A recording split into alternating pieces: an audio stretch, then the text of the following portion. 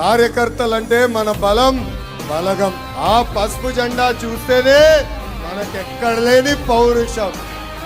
ప్రత్యర్థులు దాడి చేస్తుంటే ఏకంగా నామినేషన్ పత్రాలు లాక్కునేదానికి ప్రయత్నిస్తే తొడగొట్టి మీసాలు తిప్పిన అంజిరెడ్డి తాతనే మనందరికి ఒక దమ్ము. మెడపై కత్తి పెట్టి వాళ్ళ నాయకుడికి జై కొట్టమంటే జై తెలుగుదేశం, జై చంద్రబాబు అని చెప్పి ప్రాణాలు కోల్పోయిన తోట చంద్రయ్యనే మనందరికి ఒక ధైర్యం.